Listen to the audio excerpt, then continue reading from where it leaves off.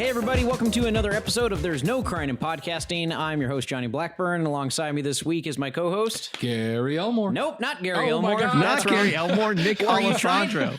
Or were you trying to be a dick, or were you thinking that we were doing I don't give a flick? I was thinking I was doing I don't give a flick. we can't do these marathons, Johnny. Yeah, for those of you that don't recall, we are doing our podcast marathon today. Our first two were for our movie podcast, I Don't Give a Flick. Now we are jumping to our sports podcast, There's No Crying in Podcasting. Now to my actual co-host, Nick Alessandro. Nick Alessandro, number one fan of Puss in Boots. Yeah, actually number one fan of Puss in Boots. Phil Mickelson's new nickname, Puss in Boots. Puss in Boots, baby. I don't know what that means, but okay. That's his new nickname, apparently. He's going to go buy it. His kids have to call him it, and his wife during sex. She's like, oh, give me Puss in Boots. Yeah. Yeah, let's go. Let's go. So come on, somebody. Come on now. Let's go. And joining us this week, as he should be every week, but just sometimes doesn't because he doesn't feel like it, is our producer, Gary Roz Elmore. Gary, welcome back to the show you edit. Hello. It's good to be on a sports podcast show with you today. Gary, you're not doing your Roz voice. Oh, you told me you didn't like that. The sports podcast today. Has to have a sultry, sexy lady's voice. Oh my God. So Gary, oh, it's good to be on the show. Perfect. Baby Perfect. cakes. Jesus. Please subscribe to my OnlyFans. Where it's just pictures of fans. Yep. Like box fans, It's ceiling just fans, Japanese hand fans. Dude, I actually, at the beach cabin that we went to this weekend, they had a ceiling fan and it was very nice. It was a very good ceiling fan. Oh. Okay, it wasn't one of those like old ones that just kind of clinks and clanks when it's spinning around. No, it feels like it's it loose. was nice Okay. and smooth. Really kept the cabin nice and chilly. It was great. Loved it. Great. Okay.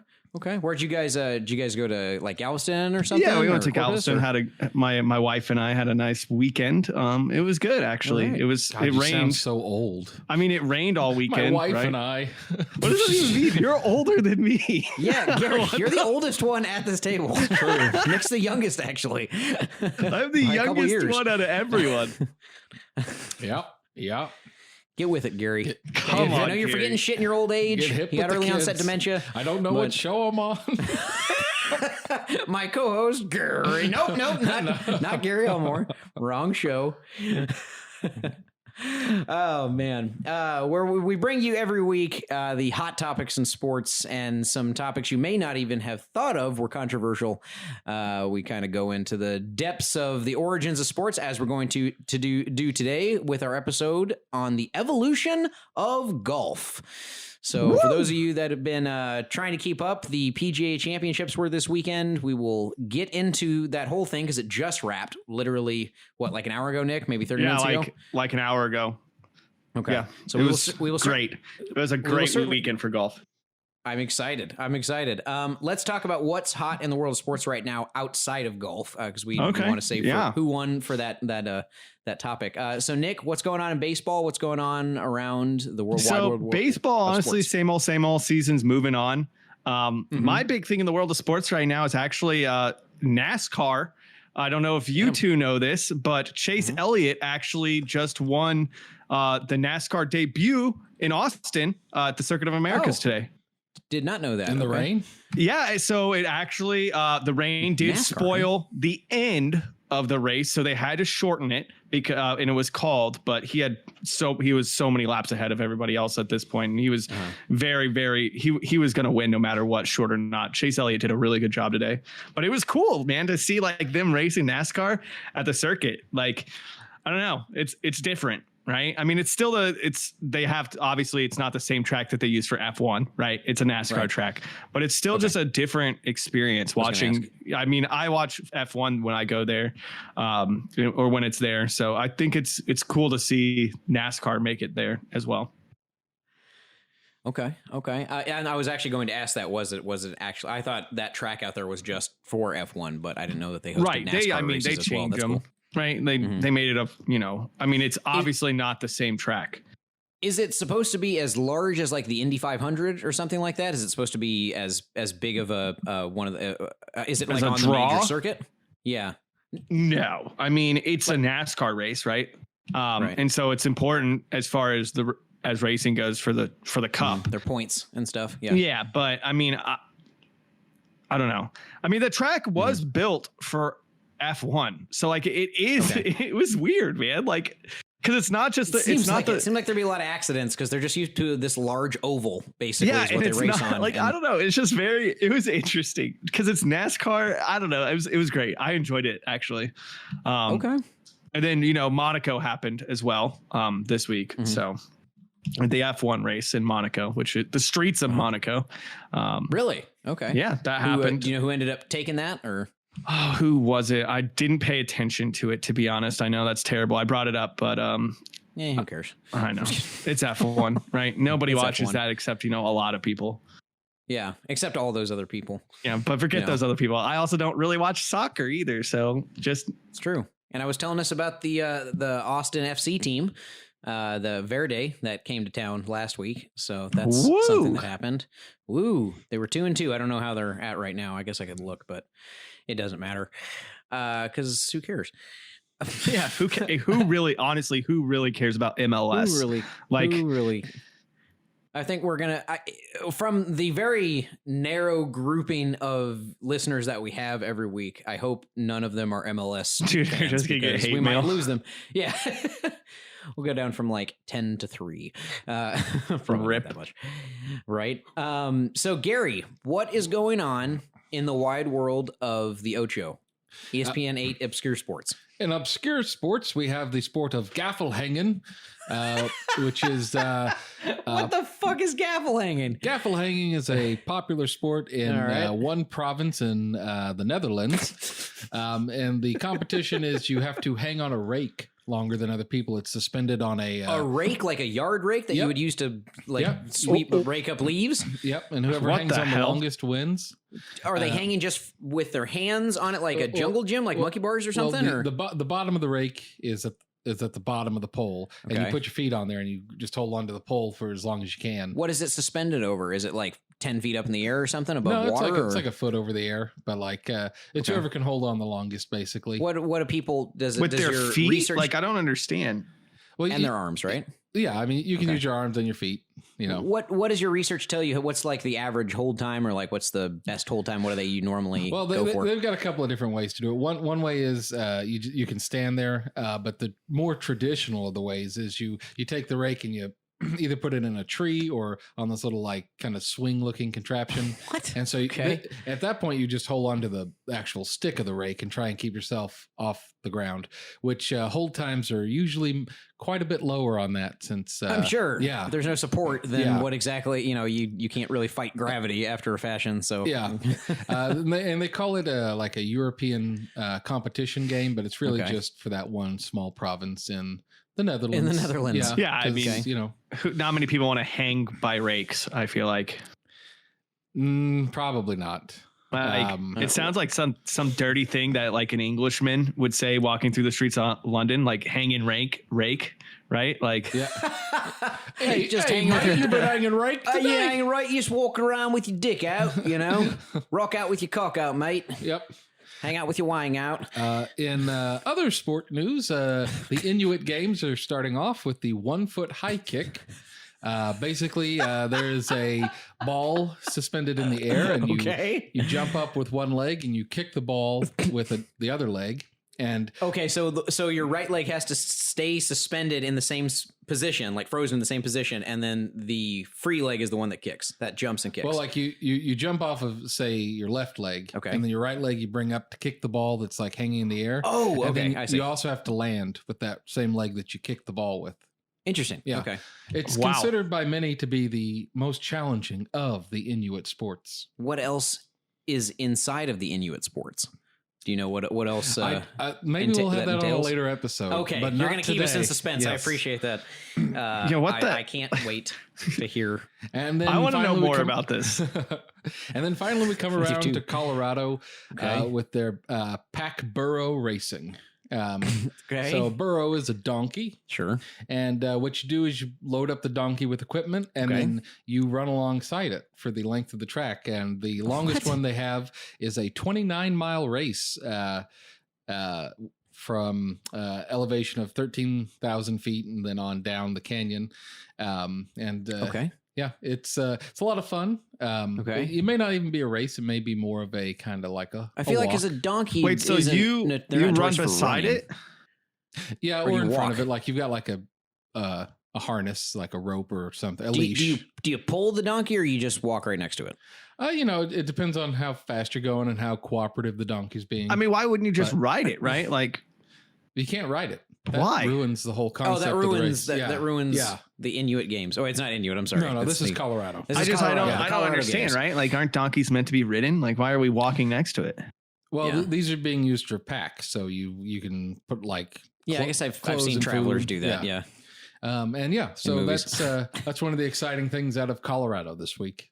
Colorado sucks. Okay.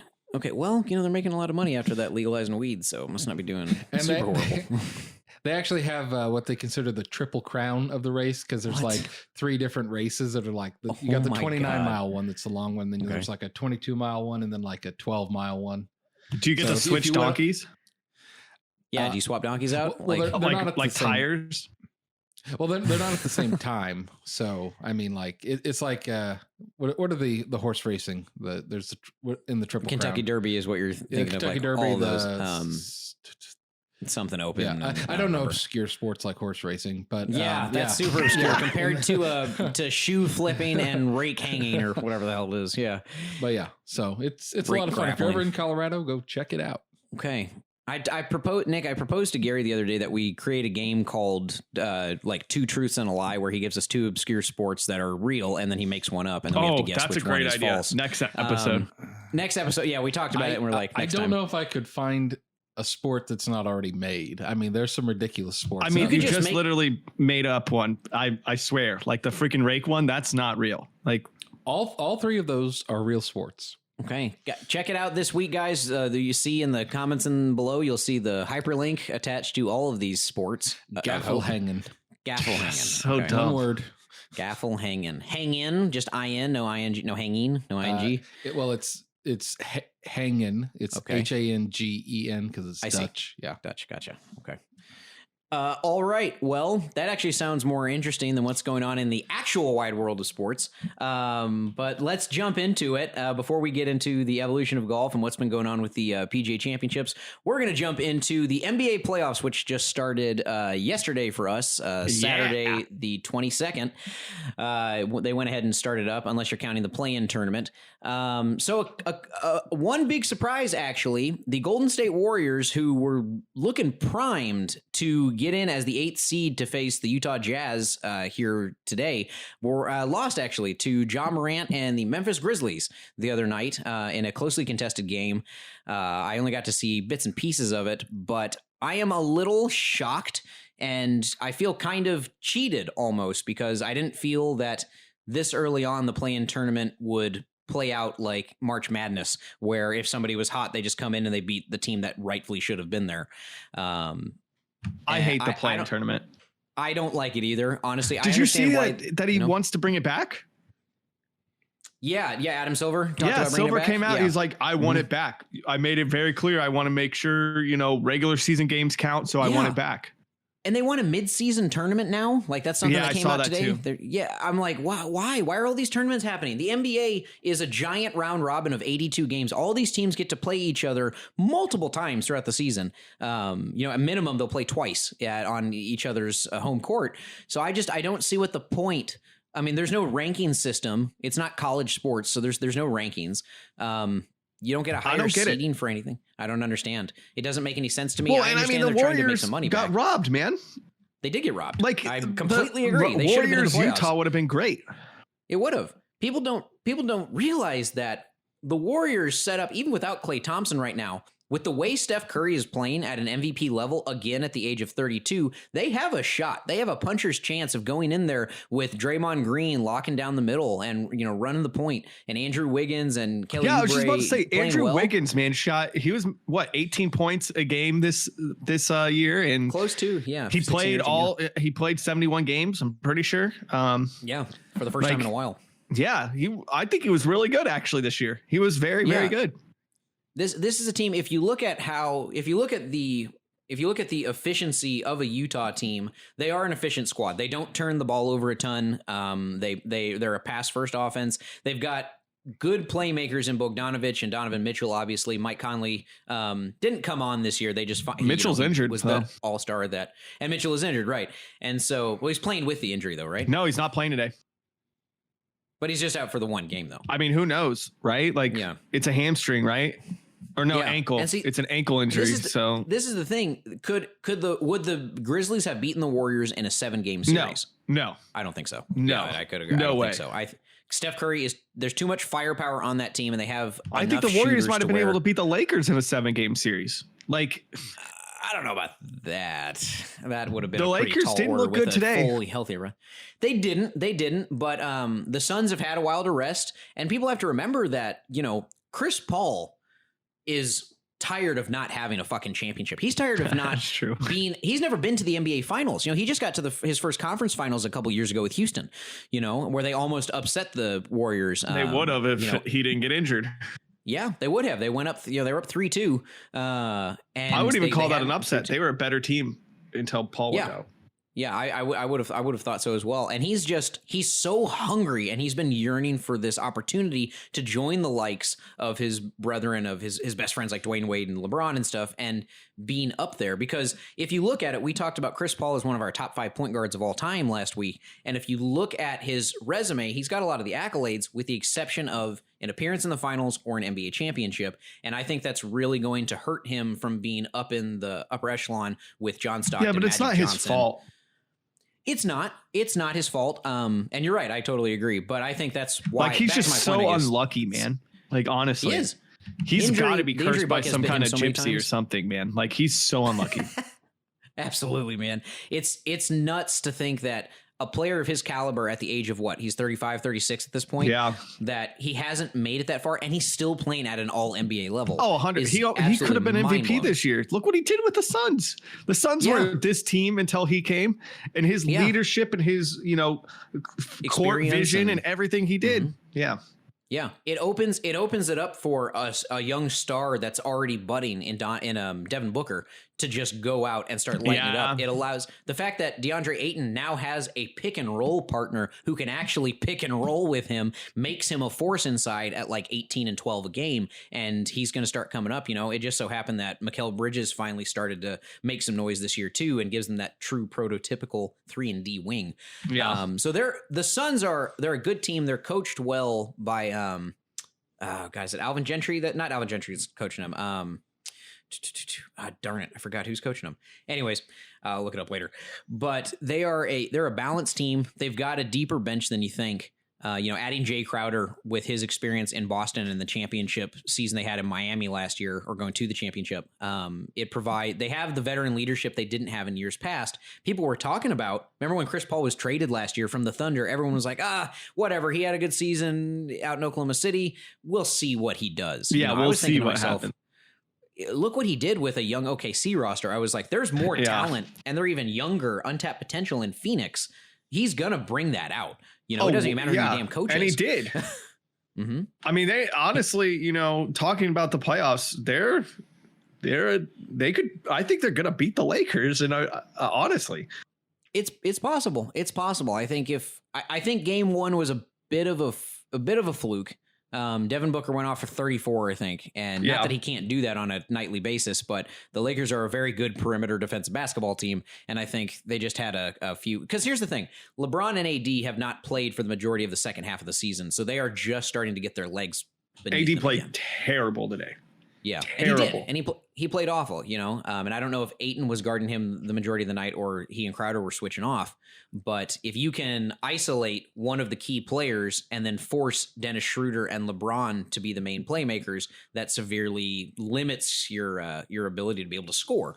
Because that Lakers team is not full of scorers. They've got a couple key guys that can go off for about 20 to 30 a night, and then everybody else will hover around 5 to 8 points. And honestly, they're missing Rondo real bad, I think. They are missing Rondo, but see, like even then, that's the same thing. I don't think we should I don't think we should panic yet because the Clippers lost to the Mavs yesterday.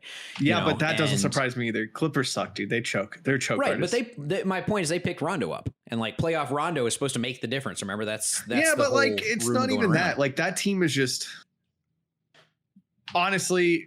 I mean, I love Kawhi Leonard. JK, I hate Kawhi Leonard. I hate Kawhi Leonard. And that's part of it. Pretend you didn't say that. I really want the Clippers to fail. Like, I kind of do too. I don't. And honestly, I think they're up on upset alert. Like they could get upset. They honestly could. Paul George sucks in the playoffs. He's not consistent enough. He's not reliable. He's not. I don't think he's consistent ever, really. I think during the season he is. I mean, he averages 22, like 6 and 6 a game. Like that's pretty good. Those are pretty good numbers. Yeah, but is it superstar money that he got? And yeah, I would say so. All I would the say draft he's picks still that they lost. Yeah, actually, I would have to say he's one of the players at the time when they traded for him that I would feel comfortable saying, yeah, he's one. Because remember when he played for OKC that season, he was like top 5 in voting for the MVP. Like he even had considered a better season than Russell Westbrook. But I mean, for Westbrook, it's kind of like we talked about, like a Tarantino film. You know, he's always going to put up numbers and look really good. So even when he has a semi-down year, people are like, oh, we're not going to pay attention to him, even though he's averaging a triple-double. I mean, I don't think anybody pays attention to him anymore because it's just old news. His triple-doubles are old news, honestly. Sure, absolutely. So yeah, dude, we're agreeing. Gary, what do you think? Do you think the Warriors were robbed a chance at the playoffs, a chance to go to the second round? No. What? Gary Elmore, how fucking dare you? Gary Roz Elmore. I think the Warriors are highly overrated and that they should consider not playing Gary, anymore. The Warriors have one of the only players in the NBA that you actually know his name. The babyface assassin. Steph Curry. There you go. Gary knows basketball, man. He follows the sport of hoop ball. Yep. That's our new name, hoop ball. Hoop ball. So I don't know. We'll see what's up. Yeah, but so for round 1 upsets, we'll jump to who's going to win it all in a second. But round 1 upset, yeah. Are the Clippers on alert? Hell yeah. I mean, the Lakers came in with the better odds. So are the Lakers on alert? Is Phoenix potentially going to upend it here? I hate that. I absolutely hate that. We have to say that the Suns are going to upset the Lakers. Lakers are the 7th seed, but they're defending champions, and everybody came back for the most part. So what? What do you mean? So what? That holds a lot. They're not a good basketball team right now. They haven't been for like a while. Well, their stars have been injured like a lot, and they're still injured. James isn't 100%. Davis, they're nursing it still. Shot. What? I think it was 5 for 16 today, something like that. He had like a negative, I think it was almost a negative 20 plus minus. Like, they don't look good. They look really bad. Chris Paul left, by the way, multiple times today in that game with a shoulder injury. And the Suns still beat them, like dominated them for 3 quarters. The Lakers had a comeback a little bit towards the end. They tried. Well, they still lost by 9, and 9 is a lot in playoff basketball. It is. Devin Booker has been a megastar nobody talks about for the last couple of years because he plays in Phoenix. It's such a roster that's so underwhelming until this year that they didn't have the players that they do now. I don't know. So I guess if we're going to say the upset alert, right? If the Suns could upset the Lakers, but I think it's the opposite. If anything, if the Lakers wins, it's an upset of the Suns, in my opinion. Traditionally, yeah, but I'd have to disagree with that. I think that, with the Lakers, they stayed afloat because they had the tough play of their bench players, Taylor Horton Tucker and Dennis Schroeder and Markieff Morris or Marcus Morris, excuse me. Sorry, the twins. There's one letter off. Like, why would you do that with twins, by the way? Why don't you just name them awful. Like one of them, Terrell and Romulus one of them, Steven. No, Gary. No, you name them names with different first letters, like not the same first letter. It confuses people, especially if they're identical twins. I don't know why you do that. I think they got confused with their own kids, and so they just started naming them random things. Maybe, for all we know, they could be the other named brother. Maybe they switched them at birth and they just forgot. True. Maybe at some point they have no idea which one's which. Do they both play basketball? They do. Okay. And they both play in LA, actually. One plays for the Clippers, one plays for the Lakers. They could switch it out every night. Nobody would know. They could. I think nowadays you can notice I think you'd notice the difference between them. But one's much better than the other. Yeah. Who else? Same thing. I mean, we haven't talked about the Eastern Conference at all either. Yeah. And we're jumping into that right now. Philly and Washington. Are you worried at all that the injury bug might come back to bite?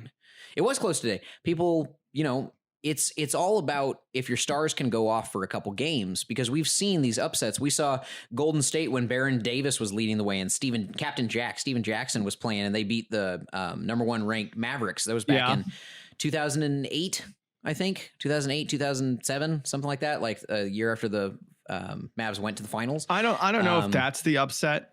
I don't think we see an upset until like 6, right? I think Miami could beat Milwaukee. Miami, that game, I was watching that yesterday while Gary was actually editing some of the podcasts, and I was just yelling at the team because I got money on Milwaukee. I was like, okay, the addition of Drew Holiday. Okay, Pete Rose. And PJ Tucker. Shut up, Gary. I'm not playing the game, though. It's okay if I bet on it. And PJ Tucker, I thought, gave them a good opportunity to at least get out of the first round, even though Miami, because Miami's got they had the injury to Victor Oladipo. They traded away Kelly Olynyk.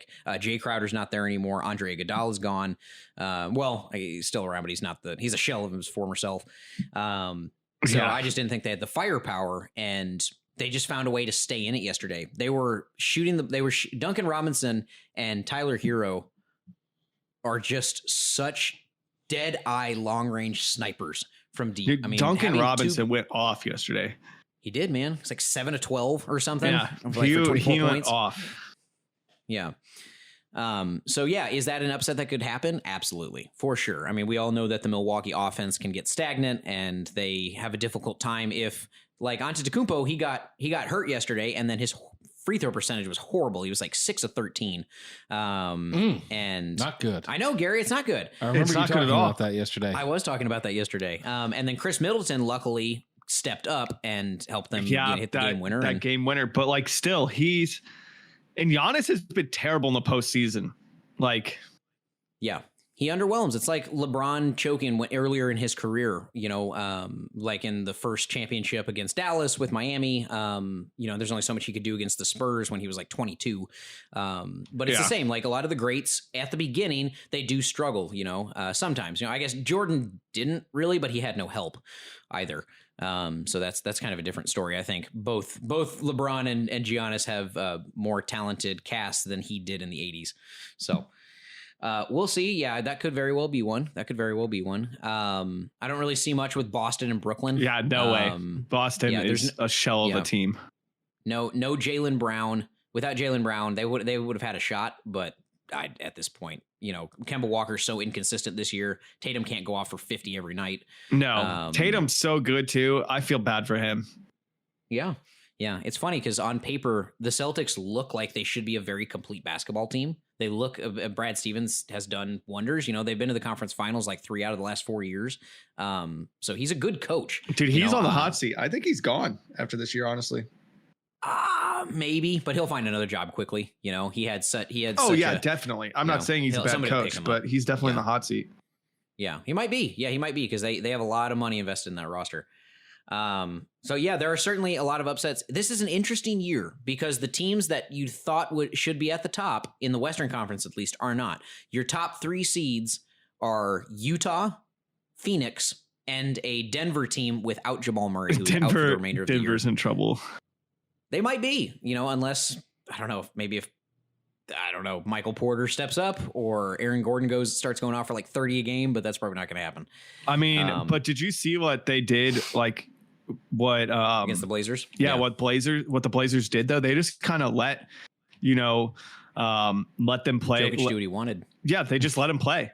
And guard everybody else. Yeah, and he struggled, right? Because he had 1 assist, and the guy normally he's like a point center, and he had 1 assist, and he's a pass first player. That's an upset waiting to happen too. I think the NBA playoffs this year are going to be really interesting. Actually, I think the teams are really close. I do. It's weird. Normally there are 1 to 3 teams that stand out above the rest. But this year, even with Brooklyn, with the limited amount of time they played with each other and the very, very, just basically no defense at all that they play with, a lot of people are like, this is James Harden gets steals, Johnny.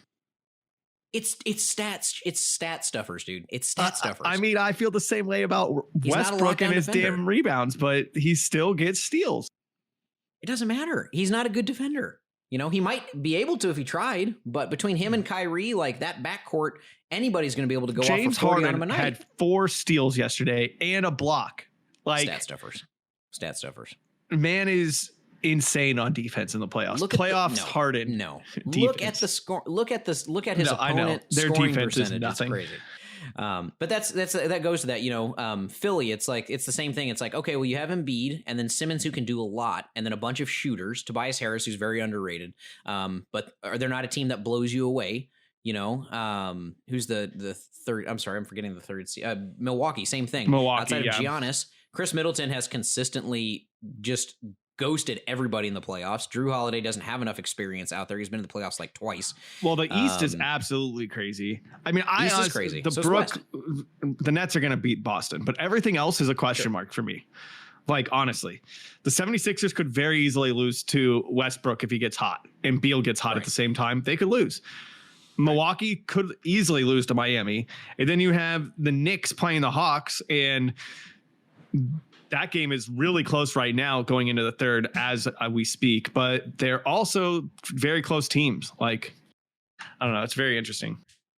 Yeah, it's gonna be crazy to see what ends up happening, because it's one of those years where there's legitimately 8 to 9 teams that could make it to the NBA Finals. Yeah, because of injuries, because of people not playing.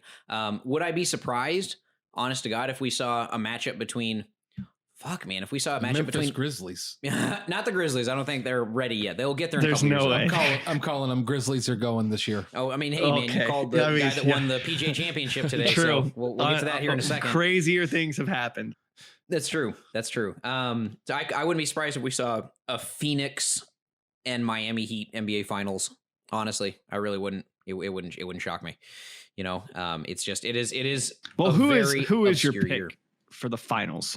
So to win it all, in my bracket, provided that everyone's healthy, I did pick the Lakers again. I'm not really a big Lakers fan, but I try to put money. All right, calm down, kind of thing. Freaking Stephen A. and you are buddies, dude.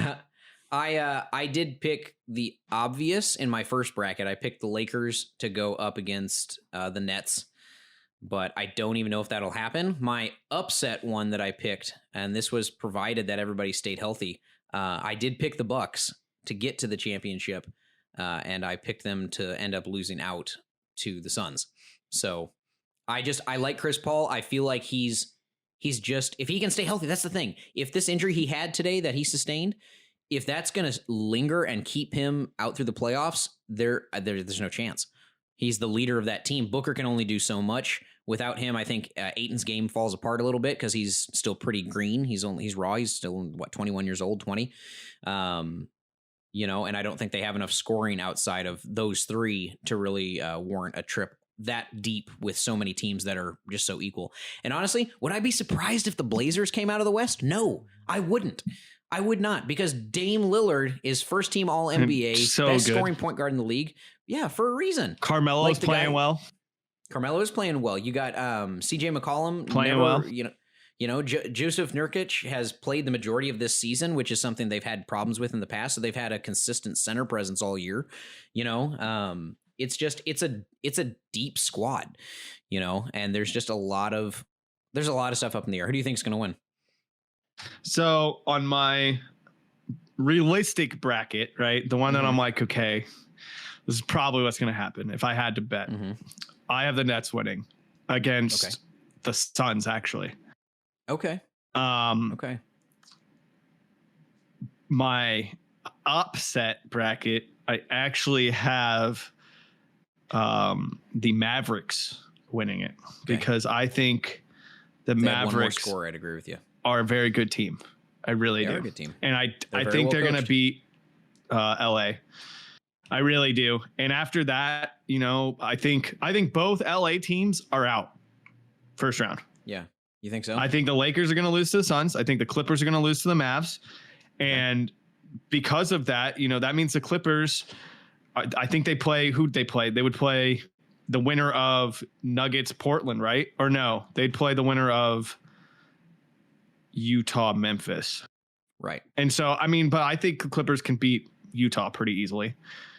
Not easily, but they could beat Utah, especially if Mitchell's out. Yes, Gary, very good. The Jazz, yes. I don't know. They're a pretty good team. They are a really good team. I have seen the Jazz play. So Out of all three of us, Gary is the only one to have actually seen the Jazz play a game. That's true. But that's true. Granted, that was 15 years ago. But probably the same team, right? Nope. Everybody. I don't think anybody's left from that team you saw 15 years ago, 13 years, whatever. And the mailman doesn't play anymore. Oh, he retired. The mailman doesn't deliver. The email man delivers now. Oh, The what? The email man? Yeah. Oh, Nick, that was quite the reach. Oh no. Oh my. Oh dear. No. Who's gonna have their coming out party in the playoffs? I mean, does Booker count? Right? Yeah, Booker counts. He's never been there. Of course he counts. Sure. I think I think everybody should know who he is. And I think he's been very good the past 2 seasons. And if you paid attention to basketball, you knew this was coming. He had a couple 50-point games last year. He's good. If you have to pick, I guess, if he's one of the people you can say is going to have a breakout year or whatever, it'd be him. He's so good. Sure. Mine is going to be I would say this counts because he always disappears. I think Chris Middleton is actually going to have. I mentioned him earlier. I think he's going to have his breakout. You love the Bucks. I do like the Bucks. I like the teams the Bucks are very balanced and they're built like one of the. You know me. I like early 2000s 90s basketball. That's like my jam. And I like that because it's very team oriented. They stick to defense. It's not all about the flashy 3-pointers. They defend the paint, they defend mid-range, and they defend the perimeter. And they've got a couple guys that can take over game. I've seen Chris Middleton in crunch time, like under 2 minutes, multiple times this season. And half the time, they don't give it to Giannis. They give it to Middleton. And he goes up and he's been making shots consistently to put them ahead, or at least put them back in the game to force overtime. And I think because he hasn't done it the last 2 years. He disappears after like the first round. Well, he got injured, didn't he, last year? No, he was still playing last year. Giannis got injured. That's why they ended up losing. Right. He got injured after like game 3 or something, and then the Heat beat him by. Well, he came back in game 5, but he wasn't fully healthy, and then the Heat they beat him in 5. But I certainly think that he'll have a better year this year. I also think Tobias Harris is going to really shock some people. He's been averaging like 26 and 5 for the last couple of years, but nobody talks about him because he's a third string player in Philly. And then when he played for the Clippers, they weren't really winning that many games. And then he played in Detroit and he was just the Pistons. Nobody pays attention to the Pistons anymore, So yeah, I think he'll be the guy that they give it to in crunch time to make the final shot. I think they'll leave Simmons on the bench for a lot of those. Doc Rivers is not. He's not known for his late game tactics, as we can see with all of the series that he's the 3-1 series leads that he's blown. Clipper series ever.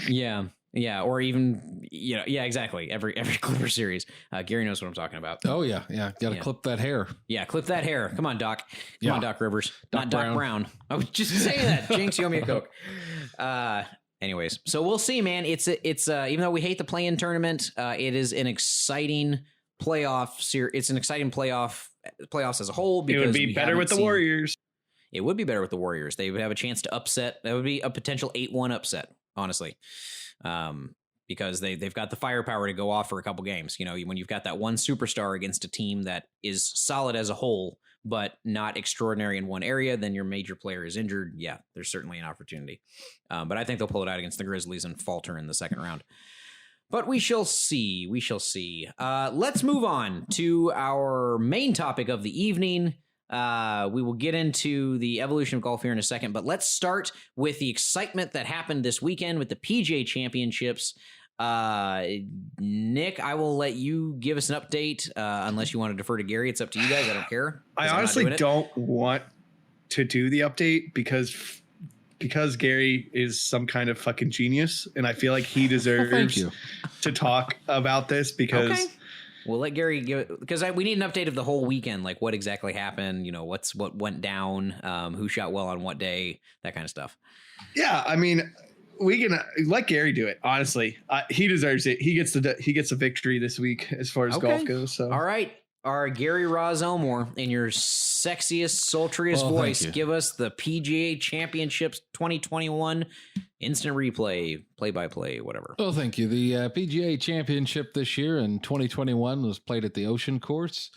And the winner, the Ocean Course is usually a challenge because it usually has long drives and challenging placements of tee shots, as well as bunkers. Oh, penalty areas now. That's right. It's going to take a while to get out of that. Not bunkers, Gary.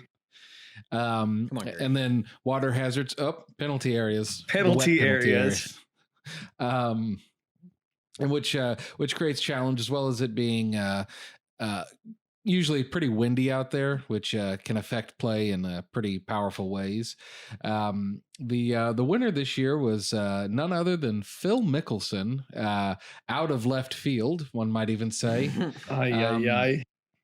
There was almost maybe only like one person on the entire planet that would have put Phil Mickelson. Yeah, to win one this. person. Only one person. You might be that one person. And I am that one person. Phil Mickelson is achieved history by being the oldest person to win a major. He's 50 years old at this time, almost 51. I think his birthday's in the summer at some point. And he won after a many-year gap between his last win and this one. I think. Let's see, when was his last win? He last won the Open in 2005. So yeah, if you're talking about majors, it's a 16-year gap in between majors. It's the longest out of anybody ever. Yes, he last won the Masters in 2010, so that's been a while. Phil Mickelson is a golfer that is really he's wonderful as being an ambassador to the sport. Today he played at a 1 over, giving him a 6 under par for this tournament, which was enough to secure him the victory over the field. Phil Mickelson's got a really open and engaging and gregarious personality, and he, is constantly, helping out with charity work and donating money. He's one of those people that, famously, he a couple of years ago broke somebody's watch, and he gave him his Rolex because, sorry, I broke your watch, man. Here's a Rolex. So he seems like a really nice guy. I've never met him, but what I like about him in terms of his golf game is that his card looks like it's got a lot of markings on it because he either has birdies or eagles or bogeys or double bogeys or triple bogeys. I think he played the first 9 holes today with 3. What'd you say, Nick? 3 birdies. 3 we were talking about bogeys. this earlier. It's just classic him, right? Championship round, round 4, and his front 9 is 3 birdies, 3 bogeys, 3 par. Outrageous. I mean, it's just classic him, right? He's just all over the place. He in one hole this morning, he dunks it right into the water, and then the next hole he monsters down the fairway with a 300+ yard drive, perfectly right down the middle. It's just his game is amazing to watch when he's on. Yeah, and what the cool thing about Phil is that he's always willing to try and make the shot. If he's got it's kind of like Arnold Palmer in that sense. If he's got a chance to make the shot, even if that's not maybe the smartest play, he's going to go for that. And I think that's one of the things people like to see in not only golfers but any sort of sport. You may win more often if you take the safe route, but people like to see you to reach for the stars even if you miss. And I think Phil Mickelson's career is probably a testament to that. He's got more, I think, second place finishes than anybody else. And I'm glad that today he was able to add another first place major onto his championship wall trophy. Okay. Who else had a good showing out this weekend? Not many people. Well, really? Wow. Yeah, today was a rough day for people. Oostenhausen finished second at 4 under, and then Kopika tied him at 4 under. Kopika was very good until this round. He could have beat Lefty. He was doing really well, but he struggled early in round 4, and that cost him. Mm-hmm. Yeah, I mean there was no runaway winner here. Phil Mickelson won just by 2 strokes, so it wasn't like a 10-stroke lead or anything. Sure. So it certainly could have been, because Kopeka was 2 over. So if he'd maintained par today, he would have tied first. and he struck. Like I said early on, the front nine, he really struggled. And I don't know. We talked about this last week. Gary, you and I talked a little bit about who we thought was gonna, perform, and we had Spieth up there, and we had some others, and they just really didn't. Spieth, I think, +2. Shot a 68 day 3, but shot a 75 and a 74 day 2 and 4. So like you just no consistency from honestly, no consistency from anybody throughout this tournament. Like DeChambeau is, I think he's one of the most interesting new golfers. And he was 5 over today. So wow. Crazy from him. Yeah, which gave him a 3 over for the tournament. So if he'd maintained par, he'd have been 2 under. So if he'd have just played instead of 5 over, maybe 2 or 3 under, he also could have been in contention. But he ended up tied for 38th. So I mean, it's Ricky Fowler's the same way. He shot a 76 day 2, right? And if he doesn't shoot a 76, he shoots par. He wins the tournament. Like that's how close it was. Yeah. So, and I like to see tournaments where there's not a breakaway, like champion, because it makes it more interesting to me when, it's like up to the wire. It's probably the same way in every sport. I mean, what was that, Super Bowl with Tom Brady a couple years ago where he was like, oh God, it wasn't until like the fourth quarter when he's like, you know what, I want to win this. Yeah. Oh, 25-point comeback. Yeah. Yeah. And like they went into overtime, like 34-28. Yeah. People like to see, I think that, that real close game. Whatever. And fuck Tom Brady. I think, I think that today was definitely a very close game. Unfortunately, I didn't get to watch much of it. So, Nick, were there any out of the box shots that you really liked?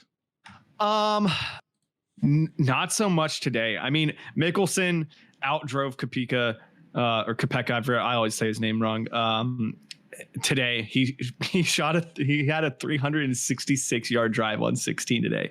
And when I saw that, I was like, what the hell is happening? Like, it's crazy. Reminds me of me. Yeah. Well, and I talked to you, a little bit earlier. I did some research because I was wondering what the hell changed. Mickelson changed his clubs. And I told you this earlier. He's actually using a different Callaway driver.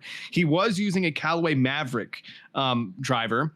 At a 12 degree, and he switched to a Callaway Edge. He's sponsored by Callaway, if you didn't know. Edge, and it's at a 6 degree for his driver. So, and you talked about this earlier, the courses, especially the ocean course, is known to be windy. And that loss of loft really helped him today and throughout the whole tournament, I think. But, as far as interesting shots, there was a couple interesting ones. It really wasn't a flashy tournament, though, overall. Yeah. I will say it was crazy, though, the end. I know you didn't get to see it, but I haven't seen something like this since, Tiger won. The whole course was just covered with people, and it was loud. And it was crazy. Like they had to have security around both Brooks and Phil to get to the green on 18.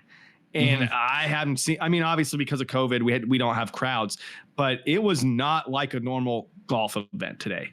And you knew history was going to be made. And I think that's part of it. But that was, I think, the most exciting thing to me was seeing, it was such a good atmosphere, and they brought it up multiple times. This is a lot like Arnold Palmer, and because that's really what Lefty is. He's a modern day Arnold Palmer. You said it earlier, and you said it best. He really is a modern day Arnold Palmer. He's just a really nice guy.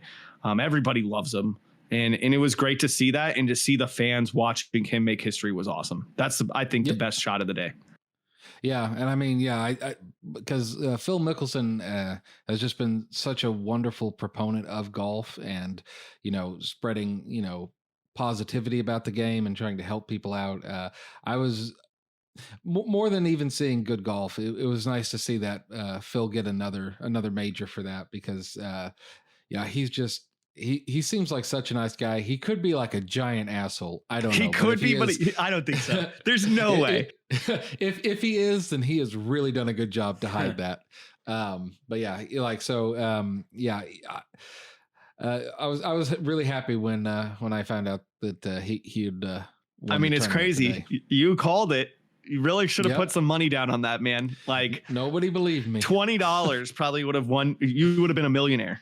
Yep, I'd have paid my house off. Yeah, I mean, you live in Austin, so maybe not, but what did you say he's ranked right now? Like 116? 100 something. Like it's absolutely crazy that it's shocking. Mm-hmm. But yeah, so it was a good round of golf, and that'll conclude the PGA Championship for 2021. Absolutely. So while this is a good segue into our main topic of the night. Golf has been around for centuries at this point, right? Yeah. And it is certainly one of the oldest sports in the world that is still played on a major level today. And so we're going to kind of start breaking this down in future episodes where we take some of the more famous sports, maybe some obscure ones, and we'll start giving you guys some origin background on it, just so everybody who's a sports fan is more well-rounded in their knowledge. Most people just are knowledgeable about one or two, maybe three sports, and we'd love to go ahead and broaden people's horizons, expand their mind. You'll learn all about pack mule racing. All about pack mule racing. All about those Inuit games. So let's jump into the history of golf. Gary, I'm going to go ahead and throw this to you with the golf's origins. Kind of take us how the game was invented, why it came about, and then we're going to kind of from there move into what advancements have been taking place in the game over the last century in particular. And how we've seen differences in each decade moving forward. It's pretty much the same game as it was in the 16th exactly century. The same. Yeah, the exact same.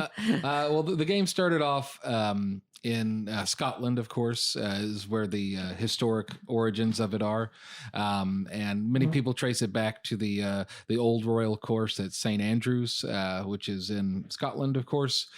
Jonny and I actually had the opportunity to play not there, but at the second oldest course, which is Silver Knolls, which is on the northern side of Edinburgh, just near the little inlet of the North Sea, which was a really pretty course. So it started off, just as, wealthy, in the, mid 15th century, and, people would, the wealthy would go out and hunt. And so this game kind of came about with that, and they used wooden golf balls. So you're kind of just hitting that around, trying to get it into hit it against a tree and then finally hit it into a hole. And then it started to develop, after that. And then they came out with, these feathery golf balls, which were goose feathers that were jam-packed really tight in a leather sack, and then as the leather dried, it would tighten up, and the sack would stretch out and become firm and hard, so you could hit it a little bit farther. But those were used from the about the early 17th century, so 1600 through the 1850s or 1840s. But they were very expensive, and you really couldn't, you'd lose them a lot because, because it's golf balls. Yeah, because it's golf. So the masses really weren't working with them very much. And then in the mid 19th century, they created these new golf balls. They called them gutty golf balls, and they were kind of made from a rubbery sap substance from a tree, and then you shape it into ball form, and they were much cheaper, so more common, the commoners could afford them, and the game started to expand, and those were kind of the golf balls that they used until the end of the 19th century.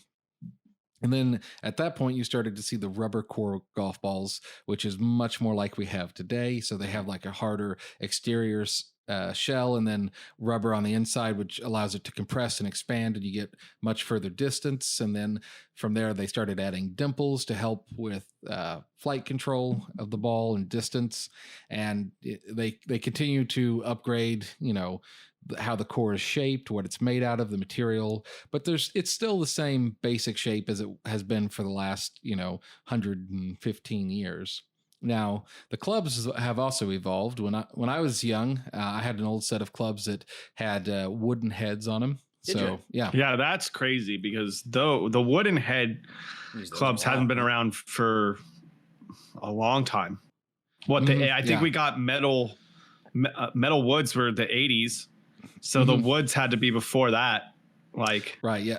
Yeah, like if like the heads on those clubs were much smaller. I mean, it was about the size of like a not it's even smaller than what a putter is today. But like so it was wood, and like you'd smack the ball, and it'd go 10 feet, and then well, yeah, I mean it would go much shorter, and then they came out with the fiberglass shafts, and then to replace the wooden shafts, which were replaced by the metal shafts. So the fiberglass shafts gives you bending, so you can get additional thwack when you hit the ball. And then the metal shafts, so like the graphite shafts and metal shafts, that I'm pretty sure metal golf shafts started in the early 1900s, correct? Like 19 something. Yeah, they started around the close of the 1890s into the 1910s. Okay. Because metal became much more workable and malleable and cheap. So then you then you had those for many decades. So now you've got usually it's fiberglass or graphite shafts today, and then the heads of the clubs have also evolved from wood into metal. And now they've got all kinds of like different shapes to them, different degrees, as you were saying. Yeah, like I mean, I think that's the as far as most advancements in golf, it's clubs, right? I mean, and we're still seeing advancements now. I would say the balls. 100% You think the balls are more important than the striking of a golf club? I mean, well, the balls are also extremely important. I guess it's kind of hard to put two and two together.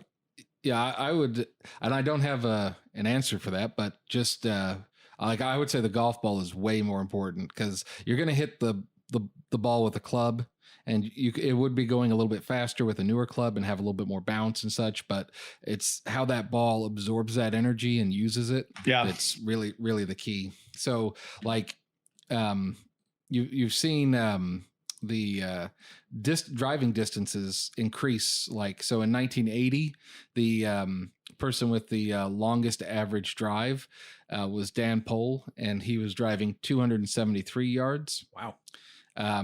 In 2018, Trey Mullinex had the longest drive at 318. So you're talking an average drive distance of more than 44 yards.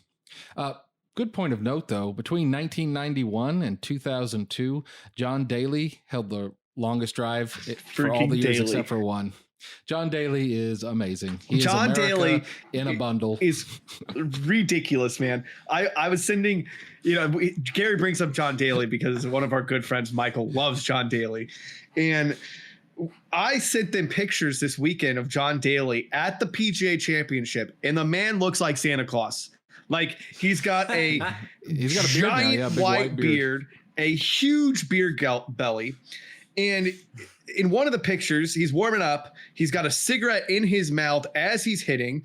And then another picture, you see him with a giant McDonald's supersized cup of soda at 8 a.m. warming up before this tournament. Like, well, he probably hadn't gone to bed yet, so he's like 50 something years old. Like, I don't.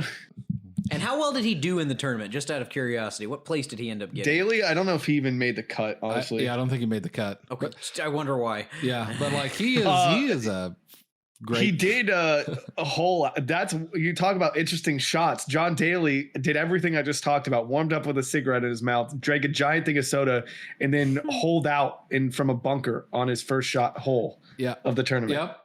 Yep, he is a hell of a man. Like he shot, by the way, in 85 and an 86. He was almost dead last.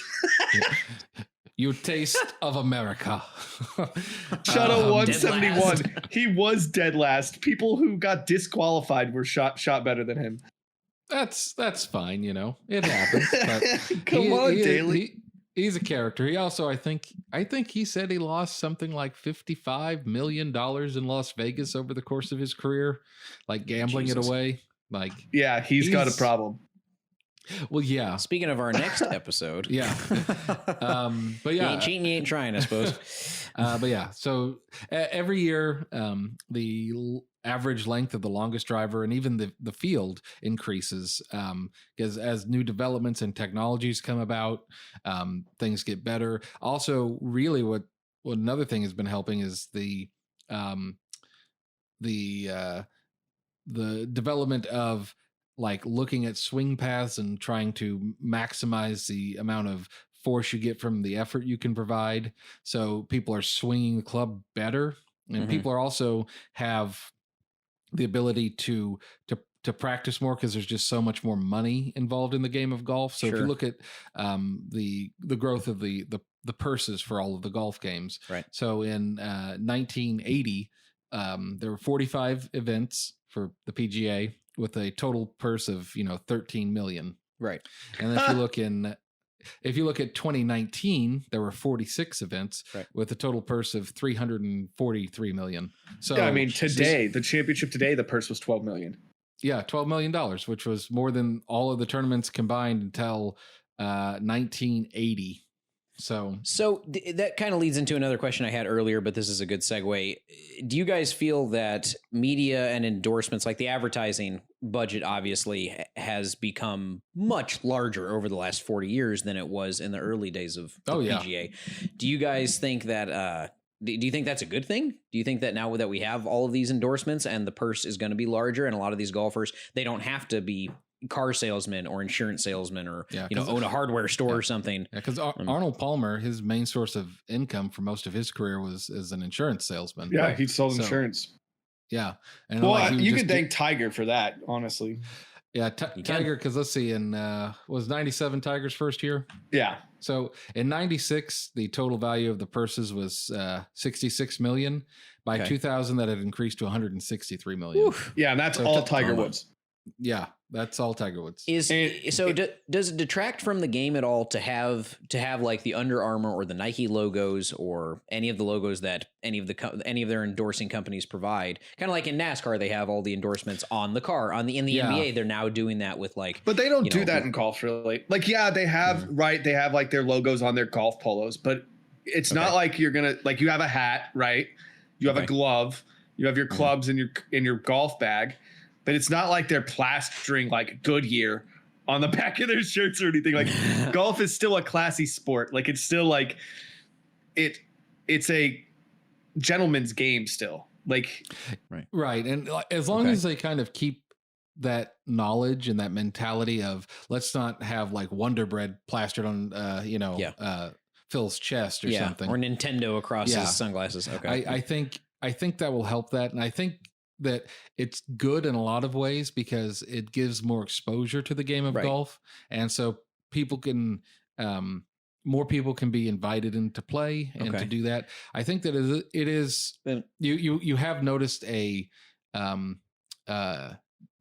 deterioration in the I guess the attitudes of the audience and the golfers. Some of them like you used to have the golf clap.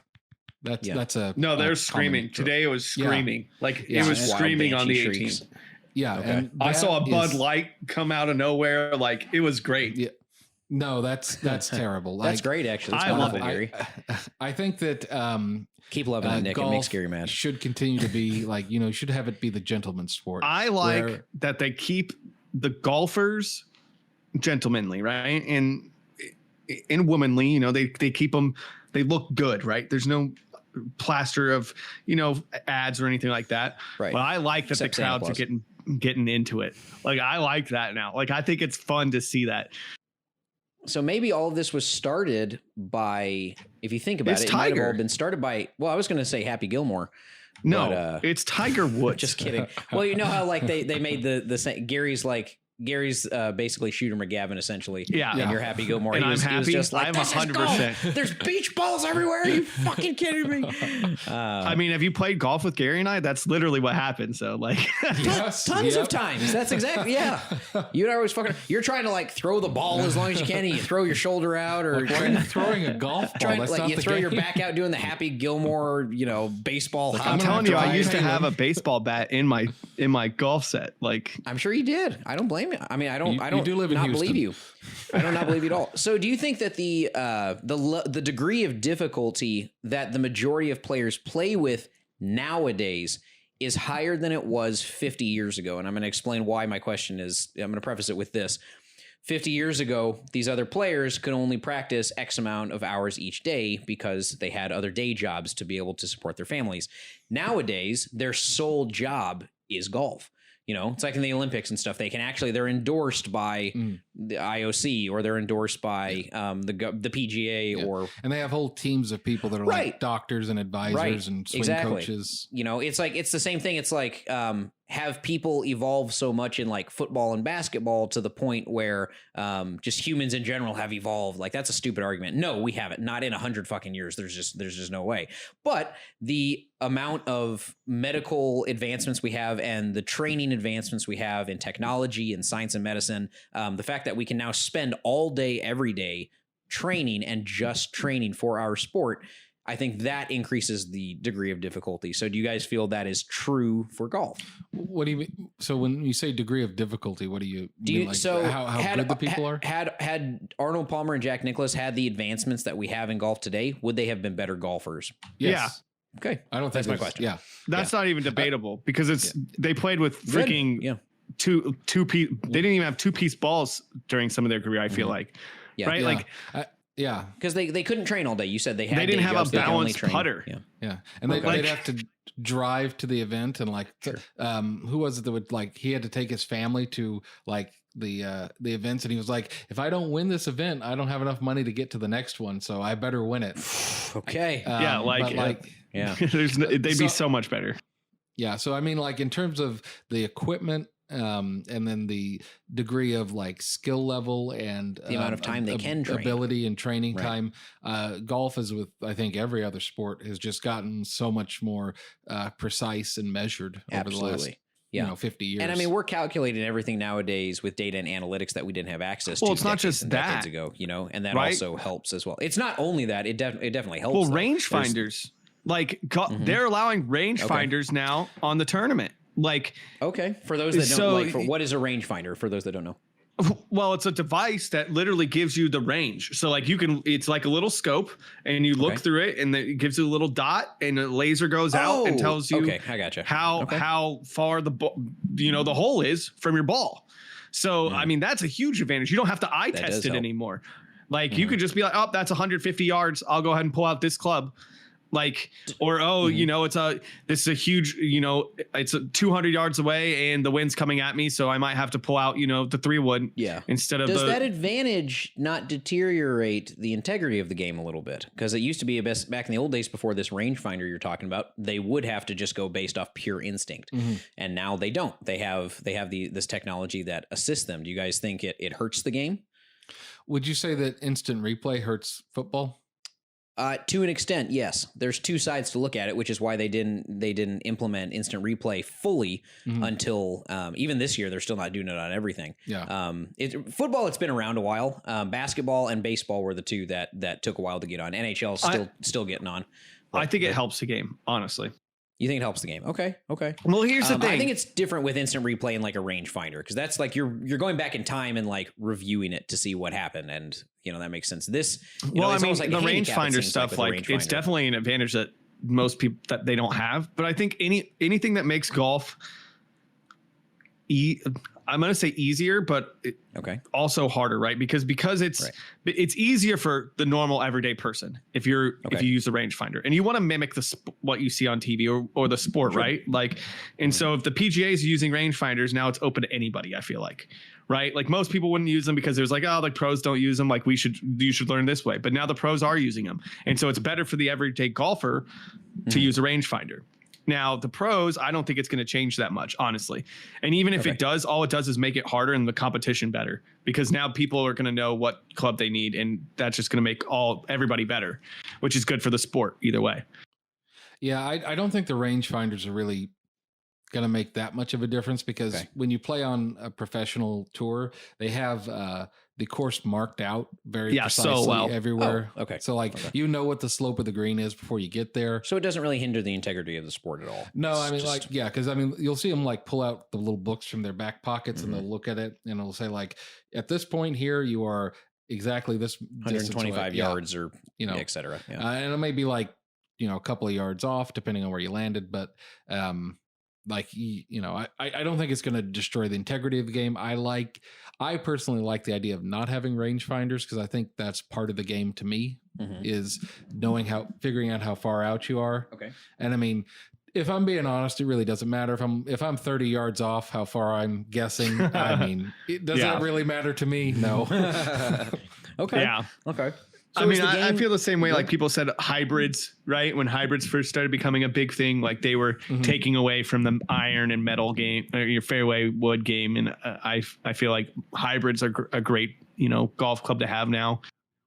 People are just, especially in golf, they're resistant to change. Yes. Yeah. Sure. Okay. So kind of touching on what Gary, you had mentioned earlier about the audience in particular, where I made the very in-depth and insightful comparison to Happy Gilmore and Shooter McGavin. Yes, of course. Is the game better now than it was 20, 30, 40, 50 years ago? I think the game is certainly more accessible now. And like, if you even just watching like clips of it from 10 years ago, having the high def cameras, I mean, like the game's so much easier to follow. Like, okay, yeah, I guess for entertainment value, I guess I was more referring to the lines of, yeah, okay, no, I guess, yeah, that's fine. It's as far as vague question. The problem with having so many more people come into a game is you need to make sure that the quality and integrity stays there. Okay, and I do worry that with the fan base, it's gotten so much bigger. People don't Isn't that know. A good thing? In some ways, it is, but you also lose that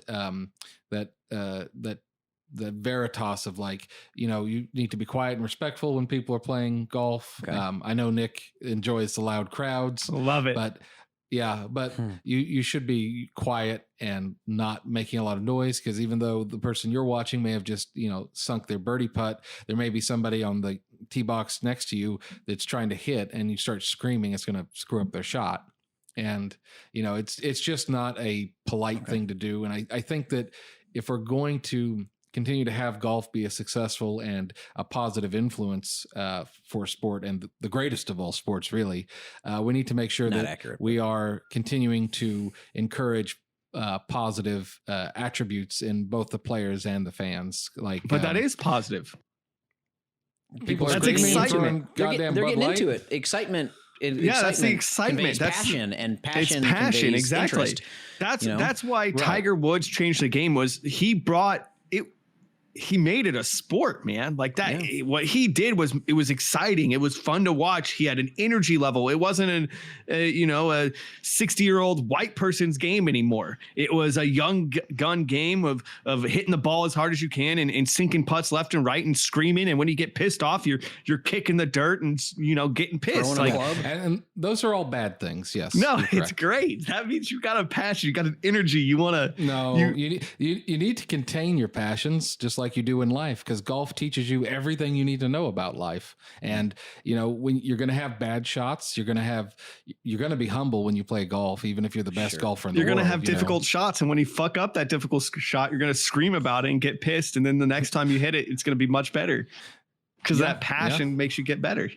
One thing we have to take a look at is sports cannot survive, and they haven't been able to survive if they don't adapt and they don't begin to progress in a different way. Okay, this is the same thing, and I'll go back, because we were talking about the NBA earlier. I'll go back to that. It's the same thing. 3-point shots. The 3-point line was not inducted into the NBA until 78. Okay, 79, whatever. And everybody was upset about it at the time, because they were like, "Oh, this is bullshit. The game is it's all about the offense, fundamentals defense, and special teams." Yeah, thanks, John. Thanks, Madden, or Jason Garrett, whoever. I guess Madden said it first, but it's that same thing. You know, now they're talking. You know, and they were like, "Okay, it's a big man's game in the '90s," and then they're like, "Okay, it's all about the isolation game in the 2000s," and then the 3-point shot it became more efficient, because, you know, it makes more sense to score 3 points than 2 points, you know, and now they're even talking about adding a 4-point line in, and because the athletes, due to that training we talked about, they're now at peak physical level and condition, because that's all they do. So they're talking about widening the court and maybe even making it longer, making it bigger, so there's more room to run around. Mm-hmm. I don't personally like any of that. And I know, Nick, I think you feel the same way when we talked about it in the past. Yeah. But is it something that could happen in the future? Yeah, it's possible. Is it going to make the game more exciting? Is it going to broaden the fan base because it becomes more exciting? Absolutely. Is it going to make more money? Yeah. And in turn, I mean, I like to give incentive to Lillard and Curry shooting 4-point shots. Sure. I mean, yeah. I don't like the idea of adding a 4-point line. I really don't. But and I can see where Gary's coming from, where he's like, look, this is not the way that they did it back in the day. Yeah, but y'all are old farts. You can't deal with change. No. But I'm okay with that happening because it's going to happen at some point. And so I don't know. Now we're really talking about the crowd interaction more than the gameplay itself. Mm-hmm. Now correct me if I'm wrong. So when they're taking a shot, you do have to be quiet still. Yeah, they are quiet. But okay, so I think here's the difference is, right? I agree with Gary. There is a problem if the crowd is loud while somebody's shooting. Now, the issue is when they sink the putt or, they hit a good drive, I like to hear a cheer. I like to hear, a good holler. A beer might go flying in the air. That's interesting. That's fun. It's the crowd's getting into it. As long as we can, make sure that it's not affecting other golfers, that's when it becomes an issue. Okay. So if they figure, I don't think it's affecting other golfers. I think because Tiger really, caused this whole thing, like Tiger used to be followed around by hundreds and hundreds and hundreds of people. Yeah. And it was crazy watching him play during Tiger Mania. Like, it was loud, and the tour didn't know what to do with it. Honestly, it was bad for the other golfers. But because of that, because of what Tiger did to the sport, they kind of know how to handle it now. And they knew that it was going to be loud for Mickelson. Like, they knew it. So his tee time was at different times, and they played him. They allowed other golfers to hit before he was going to hit. Like, they're much better at controlling that crowd noise. That's good. Right, but effective. I mean, like, golf also teaches you so much, like, about life, and I think it's good to have a quiet moment. Like, you don't have to have everything filled with screaming and noise. The whole world. But if you're, I mean, that's what you do when you're, when you're young on a golf course. You play some music, you smoke cigars, you run around with a golf cart, you have a good time. You stream yourself on Twitch. Exactly, and then when you get older, that's when you get the quiet moments. That's you don't start off at 80 playing golf. You start at a young age, you have a good time, and then as you get older. No. What if you're a fictional character, Nick? What do you think about that? Yeah. What if I was a terrible movie? What if I was a figment of my own imagination? What would I do then? I do think because they've done a lot of things to the course as well to change the game in terms of lengthening it a whole lot. Okay. Changed up shots and how things are done.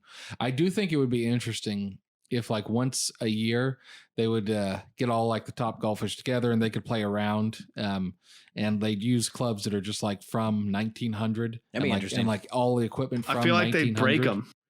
They probably would. I don't know. Like, the wood heads would just shatter. I don't know, because the ball's also going to be not the same kind of ball. It's going to be a lot softer. Yeah, but like these golfers are bigger and stronger than they like back. Yeah, that's true. Yeah, they're actually working out, right? Like they're actually exercising. And like Ricky Fowler would destroy so big a club. God, he's a big dude. Like what's his name? DeChamberlain or whatever. Like DeChambeau. Yeah, I can't even pronounce his name. Like they had the Masters banned him from hitting over the water into another. Did you see that, Gary? I don't know if you saw that or not. No, I missed that one. Speaking of changes, he was thinking about cutting over the water on one of the holes because he drives so far and hitting it into another course, another like hole pretty much. And it was technically in bounds, but the Masters was like, nah, we're going to go ahead and make that out of bounds because you're trying things that shouldn't be allowed. Huh. Yeah. I mean, he was trying to hit onto another hole like on the course. Edge, but it was no man's land. You know what I mean? Like, okay, it was like right before the water, and so like it was in between. I can't remember. It was like 7 or 9 or something like that. It was in between these courses, and it was like technically not out of bounds for either one. It was just there, and so he's like, I can hit it 370, right? And I'm just gonna hit it over here.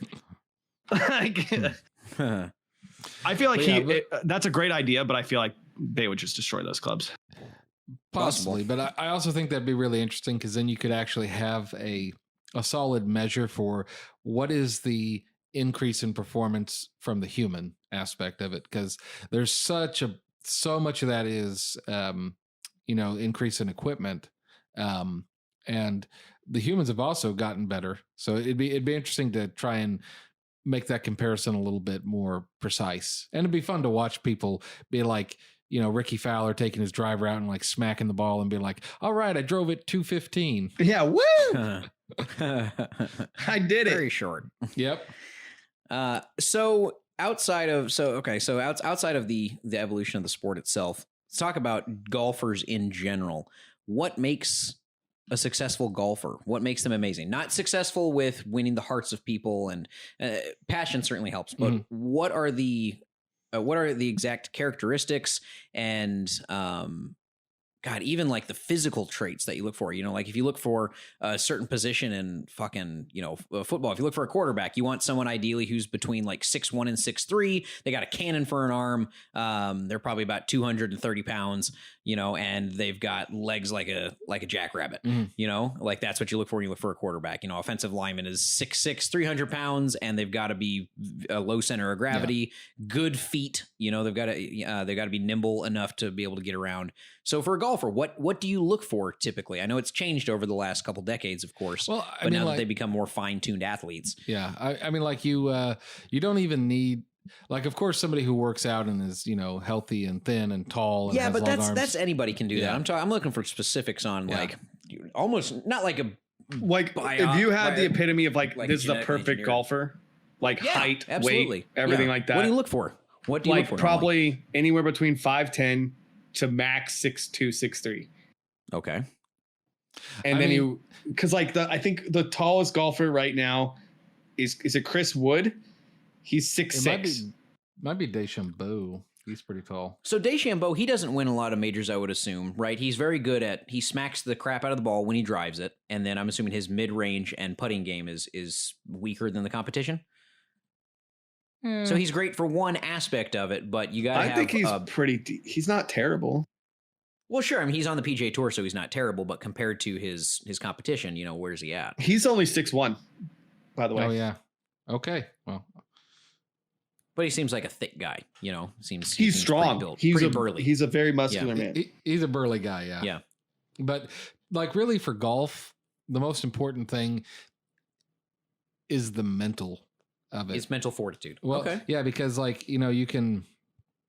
because putting is probably the most important and difficult aspect of the game of golf. Okay. If you're a good putter, you can be an okay person and still take home, in your mid-range and driving game. It's okay to. Yeah. Okay. Because putting is so important. Yeah. Right. Because if you can shave off a putt from every hole, you're saving 18 strokes. Whereas if you drive another 50 yards, you might save 2 or 3 strokes. Mm-hmm. So, it'd be much better to focus on putting, but like the mental game is all that's there. Cause, was it Jordan Spieth? Spieth has not been the same since the Masters. Yeah, like he was playing really, really well, and like he was very young, and had just come out and was just like really dominating. Yeah, really doing well. And then he was on what is that, hole 15 or 14 of the Masters, and he knocked it in the water. I think it's 12. Was it 12? The famous hole where it's like the wind just swirls in a circle. Oh, he was at Amen Corner? Yeah, okay. Amen Corner. And he just struggled, man. He hit in the water like 3 times. It was like 10 cup. Mm-hmm. Yeah. And like that just destroyed him for the rest of, because he was like a couple of strokes up at that point. Yeah, he was winning. He was it was destined to win that tournament. Mm-hmm. And that would have been his second green jacket too. Yeah, because the game of golf is so precise. Like there's no other game that I can think of that requires so much precision in your muscle movements, in your thought patterns, and how you're planning your shot for such a long period of time. Because playing a game of darts, you probably have to be pretty precise or something like that. I don't know about that. I feel like the sport that we learn the most, we definitely feel that way. But like you say that, and I'm like, okay, well, basketball, I understand the ball is bigger and the hoop is bigger and there's more people playing with you. But if you're off by 2 centimeters, that ball's not going in the fucking hoop. It doesn't matter how big the opening is. Yeah, but if you're off by like a centimeter in golf, you missed a putt. That goes with any sport. My point is that goes with any sport. But you don't have to do it for 3 hours. Gary's right? When it comes to the amount of time in how long you have to be in the zone is way longer in golf than it is any other sport. So you guys are both claiming that you can't play your way back into the zone. If you get out of the zone for the day, you're done. No, you can, but it's hard. And again, that takes a strong mental fortitude, right? Like, okay, I'm not playing well. I haven't been playing well for the first hour, right? or more to get to 9. But the second 9, I might do better. Because of how small the ball is and how small the hole is. There's a large area to cover. Yeah. Well, I can see that. Right? Like there's so much. It's outside. The ground, is it wet? Is it dry? Is the greens going fast right now? Did the humidity go up? Like all these little bitty things change golf on a pro level. Is there more? Is there any sport that you actually play more against yourself than golf? No.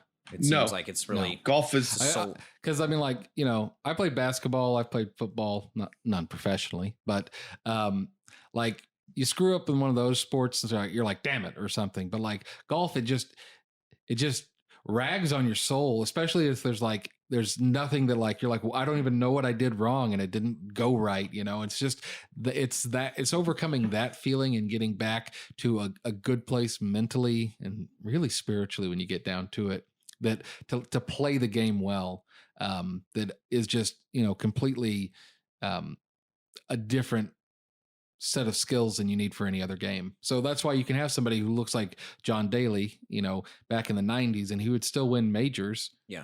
Even though he's probably wasn't as unhealthy and out of shape back in the 90s. No, he's always unhealthy and out of shape. He was always a big guy. He was younger too, so he had that on his side. But I mean, like you wouldn't see him on GQ magazine. Well, sure. Yeah. I mean, that's true. Bubba Watson was also one of those people. Like, yeah, right. Bubba Watson's got a bit of a gut. Just a bit. Yeah. So do pinch hitters in the MLB, but Right. But I mean, like, so I mean, like the physical aspects of the game are important because it's good to be strong. It's always better to be stronger and faster. But really, when you get down to golf, it's just mental fortitude over a long period of time. Accuracy, precision, timing. Yeah. And getting over your mistakes. Yeah. Because putts are hard, man. Yeah. And it sucks. In any single sport. Yeah. In any single sport, you have to be careful with that because you're playing by yourself. You don't have teammates to be able to bail you out. Mm-hmm. You can't count on your competition making a mistake because you're literally playing against yourself. Yeah, I can see where you guys are coming from for sure. Sorry, Nick, I interrupted. You started talking about putting. No. I mean, it's that's really the truth, right? When you think about golf, you're playing against. I mean, obviously, in a tournament, you're playing against other people, but the game is you. Like you control your destiny. And so if you make a mistake, it's hard to get out of that. Like, oh, I fucked this up, right? I screwed this up. I messed up this putt. And then it's hard to continue, and go to the next hole and go to a clean slate without thinking, man, if I just hit that putt, like I'd be in a different position.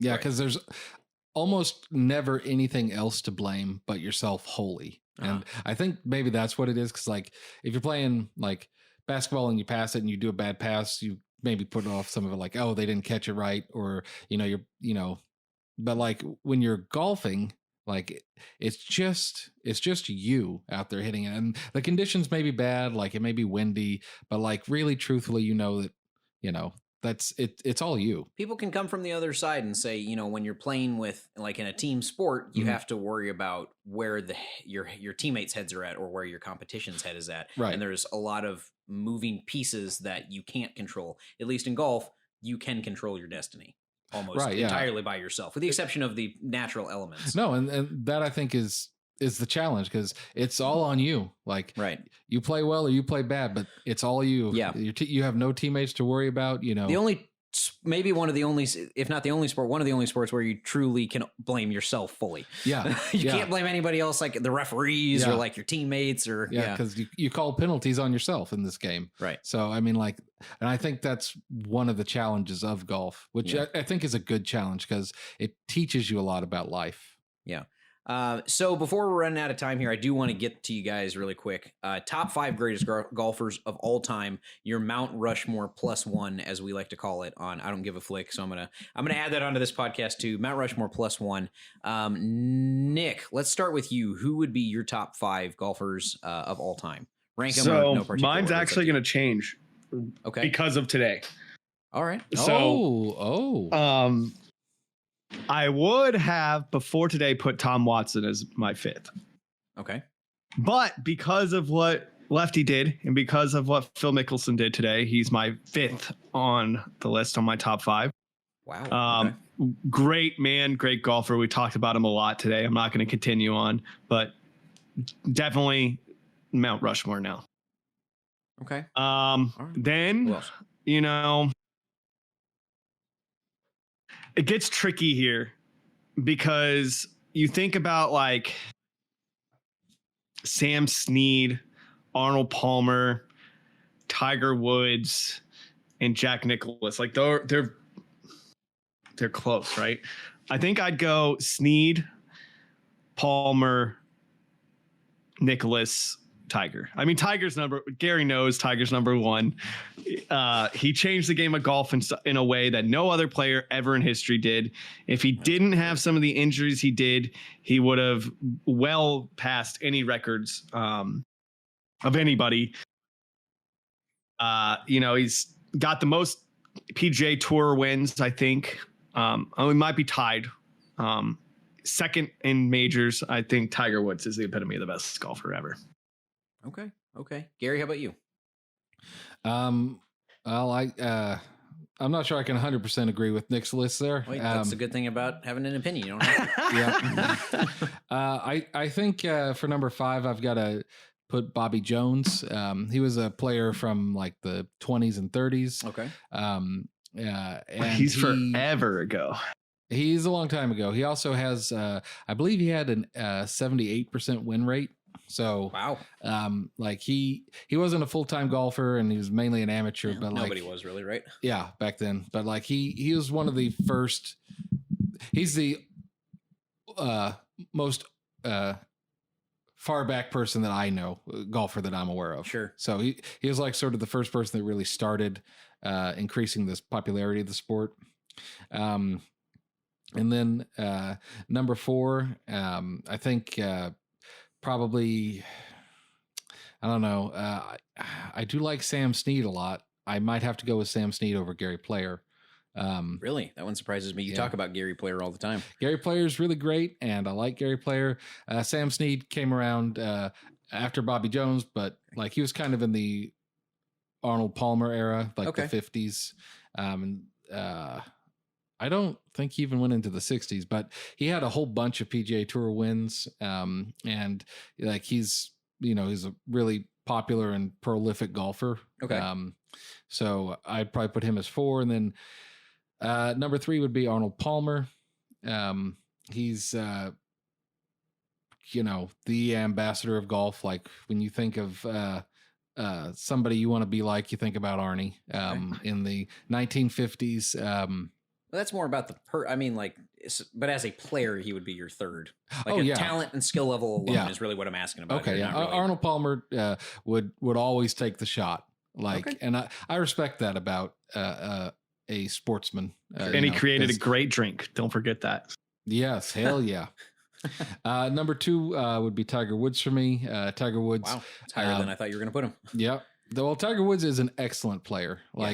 Especially as far as just a player goes. I mean, from 97 to 2007, maybe. Like the man, undeniably, I think was the best putter of all time. Yeah. I don't think there's anybody that would even be close to that. Okay.